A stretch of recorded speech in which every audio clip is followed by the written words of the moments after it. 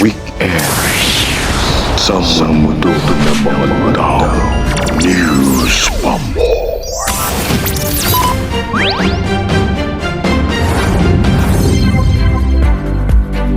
Weekend sa mundo ng mga tao. Araw na naman ng weekend sa buong mundo, sa mundo ng mga tao. Ito po ang News pa more. Today is January 31, 2026.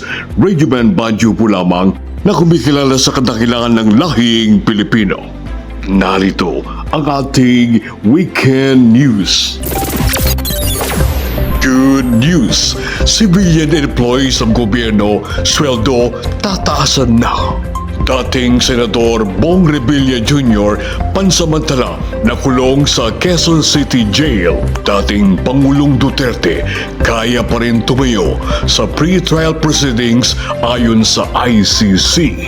Ferrari luxury car ni Saldico kumamin ng peking plaka. PBBM impeachment trial dapat may substance para ubusan ayon sa House Committee on Justice. Subpina para kina Senador Jinggoy Estrada, dating Secretary Manuel Bonoan, ex-Senator Bong Revilla Jr. at dating Congressman Saldico. Posibleng ilalabas na ng DOJ. Gen Z na mga engineers nag-apply sa DPWH job fair. PBBM nakaramdam ng pananakit ayon sa Malacanang. Zaldico nais nang sumuko. At Malampaya gas reserves sa Palawan binabantayan ng Philippine Coast Guard. At ngayon sa ating mga detalye. Sa ating unang balita, sa balitang nasyonal. Good news sa lahat ng civilian employees ng gobyerno, maparegular, casual o contractual man, ay tataasan na ang sweldo simula ngayong buwan ng January 2026 ayon sa Malacanang. Sisimula na ngayong buwan ang ikatlong tranche ng updated salary schedule para sa mga civilian government personnel. Iaangat ang sahod ng mga kawani batay sa third tranche salary schedule at sa tamang step ng salary grade ng kanilang posisyon as of December 31, 2025. Regular man, casual o contractual, appointive or elective, at full-time o part-time, sa executive, legislative at judicial branches ng pamahalaan. News pa more. News pa more.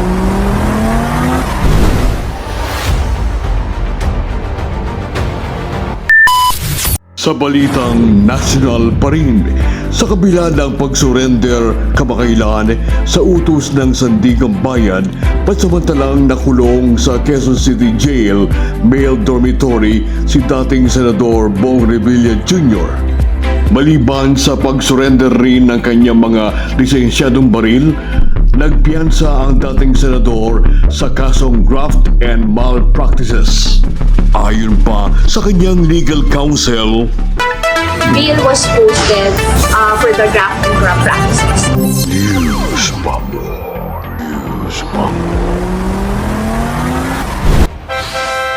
Patuloy ang iyong panonood sa News pa more. Sa balitang international. Inilabas na ng International Criminal Court o ICC na fit to stand pre-trial ang dating Pangulong Duterte sa ICC proceedings. Ito ay matapos na gawin ng health examination ng mga dalubhasang doktor ng chamber na ayon sa medical assessment nila, pwede pang umarap sa court proceedings si PRRD. Taliwas naman sa sinasabi ng kanyang kampo na dapat na lang pauwiin sa Pilipinas upang mabigyan ng karampatang medical attention. Itinagda ang confirmation charges hearing sa darating na Feb 23. Sa balitang nasyonal. sa isinagawang paghuli ng mga otoridad sa mga luxury cars ni Zaldico sa kanyang kondo sa Pasig City. Isang Ferrari luxury car ang gumamit ng pekeng plaka at ayon sa ahensya, 10 pang luxury cars ang hinahanap sa kasalukuyan ng mga otoridad. Weekend sa mundo ng mga tao. News pa more. Panoorin tuwing Sabado. News pa more.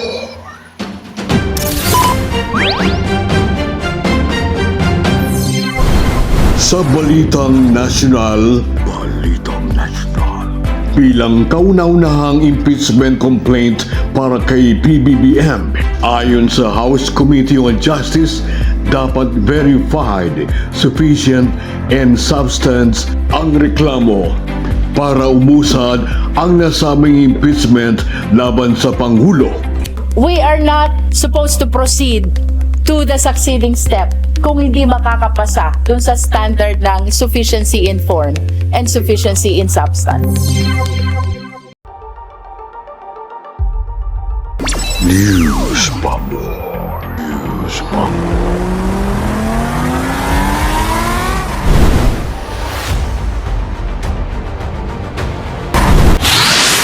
Ito ang News pa more sa Balitang Nasyonal. Ayon sa DOJ, posibleng ilabas na ang subpina kina Senator Jinggoy Estrada, dating DPWH Secretary Manuel Bunawan, dating Senator Bong Revilla Jr. at dating Congressman Zaldico sa kasong plunder o pandarambong sa pamahalaan. Ito'y busod na rin ng paghahabol sa mga personalidad na nagkamal ang nagsamantala sa kabangyaman ng gobyerno. Sa Balitang Nasyonal, sa buhay na usapin pa rin sa katiwalian sa gobyerno, nagkaroon ng campus job fair para sa ahensya ng DPWH upang malinis at maayos ang image dito sa katiwalian. Mga Gen Z o mga bagong henerasyon na engineers. I'm calling on all our universities all over the country, please help us reform DPWH by enticing your graduates to join us. Job fair roadshow all over the country in our schools to recruit our young idealistic Gen Z. To the community. I think it is one way of para makatulong sa community. News pa more. News pa more.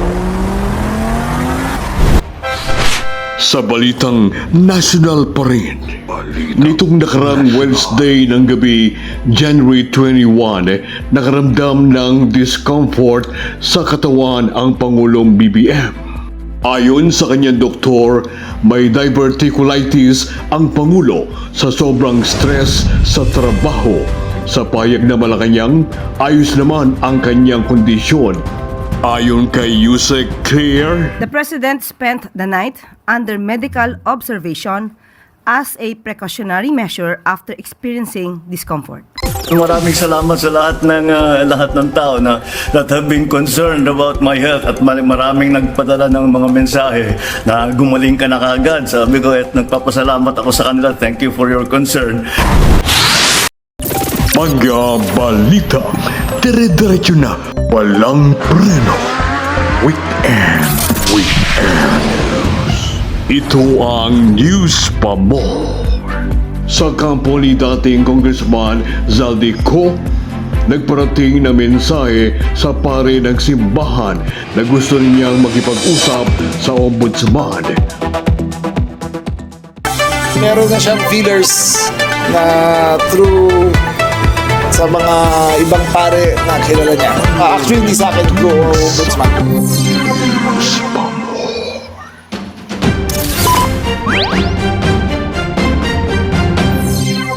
At sa ating huling balita, balitang lokal.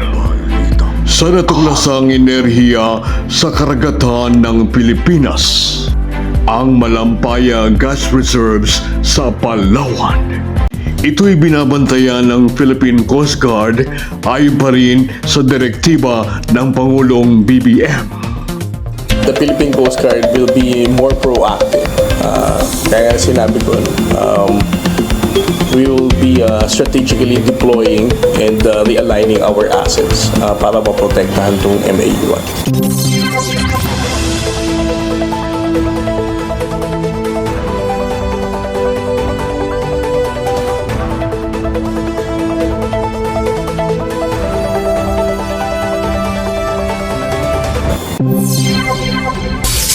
Weekend sa mundo ng mga tao.